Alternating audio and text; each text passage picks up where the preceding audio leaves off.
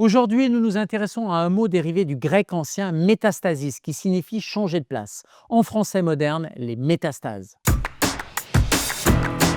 Une métastase est une tumeur qui se forme à partir des cellules issues d'un premier foyer cancéreux appelé tumeur primaire. Une métastase est donc une tumeur secondaire à la tumeur initiale. Au cours du développement d'une tumeur primaire, certaines de ces cellules se détachent et migrent dans l'organisme. Transportées via les réseaux sanguins et ou lymphatiques, elles vont atteindre d'autres organes qu'elles coloniseront, formant une nouvelle tumeur à distance de la tumeur initiale. On sait que la localisation de ces métastases ne se fait pas aléatoirement. En fonction de la tumeur initiale, elles auront des organes cibles préférentiels. Par exemple, si la tumeur initiale se situe dans le sein, les métastases auront tendance à s'installer dans des organes tels que le foie, le cerveau ou encore les os. Dans le cas où la tumeur originelle se situe dans le côlon, on verra plutôt des métastases apparaître dans le foie ou le poumon.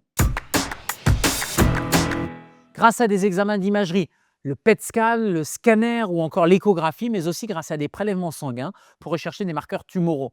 Dans le cancer de la prostate, ce sont les fameux PSA par exemple. Il existe également des tests sanguins pour rechercher la présence soit de cellules tumorales circulantes dans notre corps, soit même l'ADN qu'elles relarguent dans le sang. Cela dépend du profil, du stade, de la taille de la tumeur primaire. Une métastase peut être présente dès le diagnostic du cancer initial ou bien se développer après les traitements et parfois même des années après la fin des traitements.